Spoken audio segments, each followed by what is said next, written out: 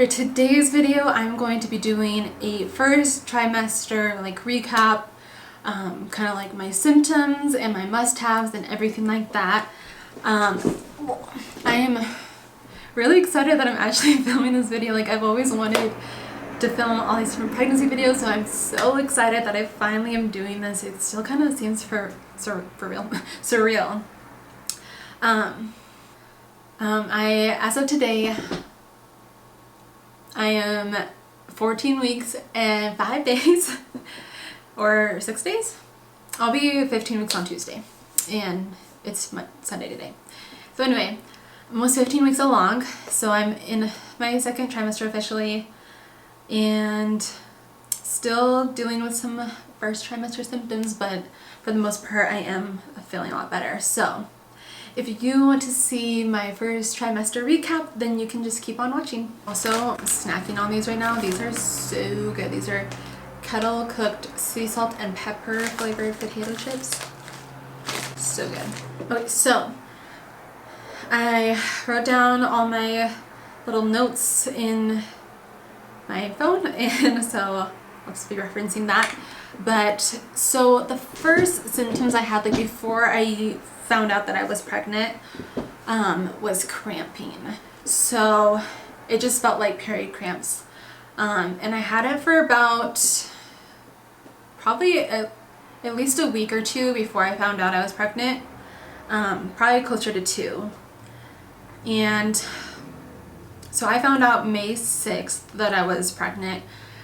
Probably like 2 weeks before that, I had super, like one day of super bad cramping. Like I actually ended up staying home from work because it was so bad.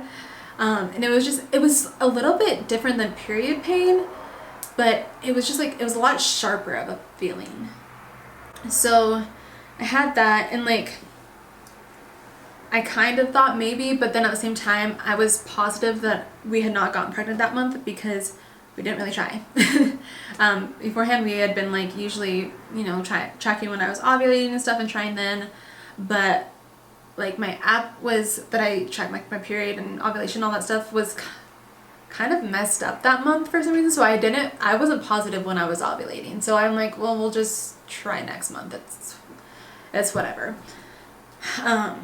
So yeah, we weren't trying like when I was ovulating, but obviously we got it. But yeah, so I just didn't really think anything of it. Like, I stayed at home that day. My mother-in-law, because I work at the same place as she does, and she had texted me like later that day asking how I was feeling, and then she asked like, random question, but do you have an OBGYN yet? And I was like, she thinks I'm pregnant, but she's totally wrong because I'm not. Well, it turns out she was right. But so yeah, I had a really bad day of cramping then, and then after that it was just kind of more minor period cramps, like nothing terrible, but there. And then I'd say like a week before I found out, I had one day where my boobs were just like sore. I've never had that as a symptom, like when I had my period. I've never had sore boobs before, so that was kind of like a I wonder, but still kind of weird. And it was just that one day, like for like half the day. So those were kind of some symptoms, but I wanted to wait anyway until like I was late on my period to actually take a test. I didn't want to like get too excited or anything, especially since I was pretty sure that I wasn't pregnant that month. But so yeah, after I was like about a week late, according to my app at least, I decided to go ahead and take a pregnancy test, and obviously it was positive. So so yeah, for the next couple weeks, I'd say it was mostly just cramping still. I'm trying to think. Yeah. I found out at 4 weeks that I was pregnant. And then I'd say around 5 or 6 weeks is when I started feeling a little bit more nauseous. I wasn't throwing up or anything at that point. It was mostly just feeling like I needed to, but I couldn't, which kind of really sucked. And just starting to get a lot more tired. I'd say, yeah, the nausea was more frequent starting around 7 weeks. So I was doing like, trying to do a couple different things to help with it. And I started having more food aversions, like chicken sounded terrible, especially like chicken breast. Like maybe certain chicken was fine, but pretty much anything like healthy did not sound appealing.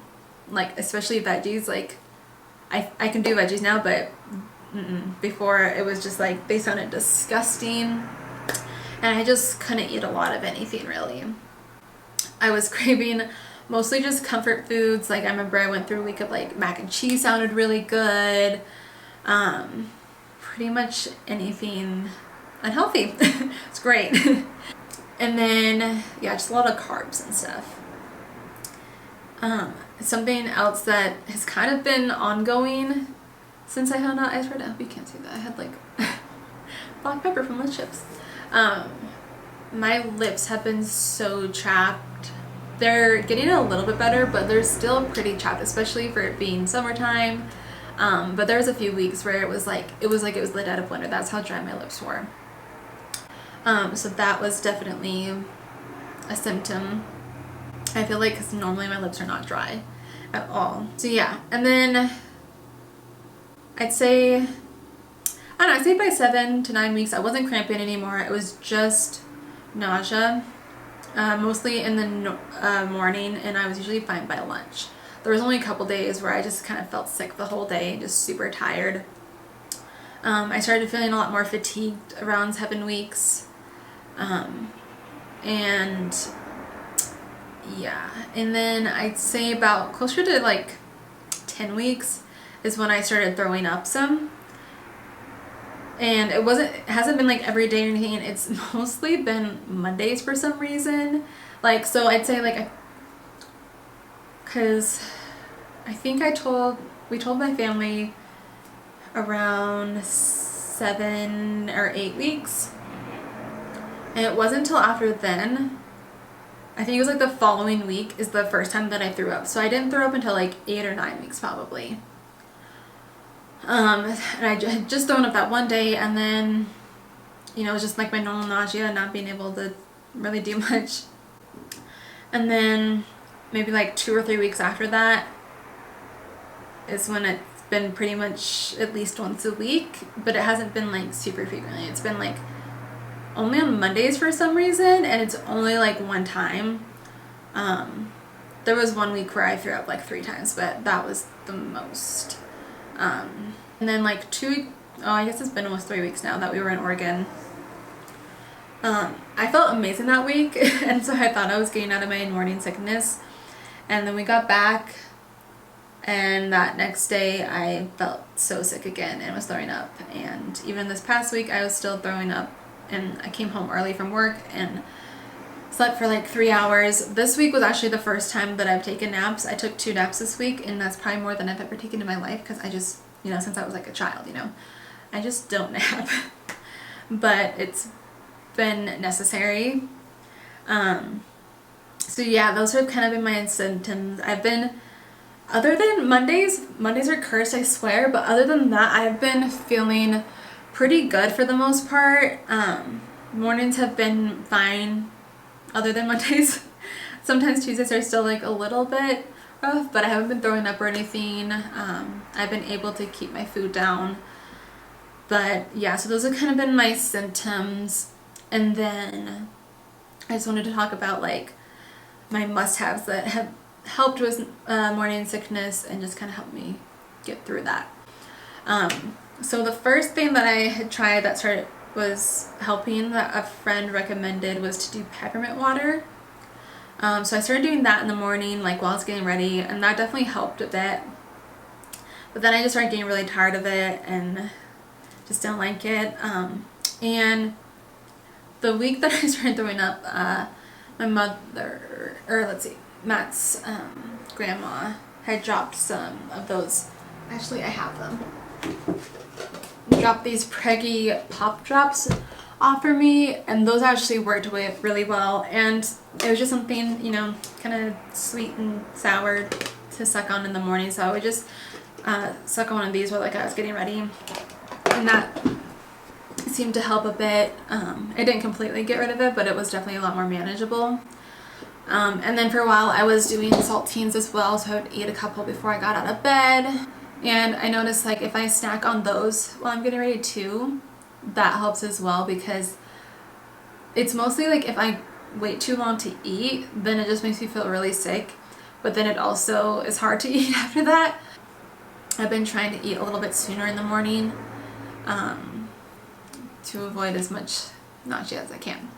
And then some of the foods that have been like essential for me have been bagels. I'm still hooked on these. I know they're not super healthy, but they just are easy on my stomach and they taste delicious and they fill me up. So I've just been like, I would rather eat that than not eat anything, because I do need to still be eating. And I've been getting the Dave's Killer Bread ones, because I believe these ones are just a little bit healthier than a lot of other brands. So I've been doing these ones as of lately. And then my other essential, I forgot to grab, so give me just a second. My other essential has been Ciggies Yogurt. I've been getting this mixed berries one. Focus. And oh, it's so good. So I'll eat this first, and then like a couple hours later I'll eat a bagel, and then a couple hours I'll eat lunch. So, and that's what a lot of things have said, like on the internet and stuff, to kind of help with the nausea, is to be eating smaller meals more frequently. But this one is definitely a healthier one of yogurt, especially for like the prepackaged like flavored ones. Like it only has 8 grams of sugar. The ingredients are pasteurized whole milk, pasteurized cream, berries, cane sugar, fruit pectin, live active cultures. And so I like that cane sugar is like one of the last ingredients. It's not the first, because a lot of yogurts you have to be careful. They can have like 25 grams of sugar. It's ridiculous. This one, 8 is pretty good for yogurt, I feel like, because even Greek yogurts can have a lot. Even the non-flavored ones, like just the plain, usually have around 6 to 8. So the fact that this has a little bit of flavor, it is only 8, is really nice, and it's just quick to bring with me. So yeah, I've been loving these. I'm trying to think if there's been anything else that I've been loving. Those have kind of been my essentials. I've been craving fresh fruit a lot too the past couple weeks, which is good because it's something healthy. My appetite has been coming back, so that's good. I don't have really any food aversions at this point, I don't feel like. I definitely I can't eat as much anymore, which is good and bad. I mean, I don't think I'm like under eating. I'm still getting enough calories, because you really don't have to eat that many more. So I think it's only 200 more or something, and I feel like I was probably already eating more than I should before I got pregnant. So I haven't really increased it too much, but I feel like I'm still getting enough nutrients or enough calories for me and baby. But yeah, I definitely am wanting to eat a little healthier, especially now that I don't have so many food aversions. And I'm starting to be able to work out a little bit more. Those few weeks when I started getting sick was definitely hard to work out much, but I'm trying to do something active most days. And yeah, I think that's pretty much it. Alright, so those were my first trimester recap, my symptoms, my must-haves. If you are in your first trimester right now, I hope it is not going too bad or anything. I hope it goes well, and if you're dealing with morning sickness, hopefully it gets better soon, and maybe you can try some of these things to help with it if you haven't already. But yeah, if you are pregnant, definitely let me know in the comments below. So we can give each other tips and advice and all that kind of stuff. So yes, but I believe that is everything. I really hope you guys have a great day, and I will see you all in my next video. Bye guys!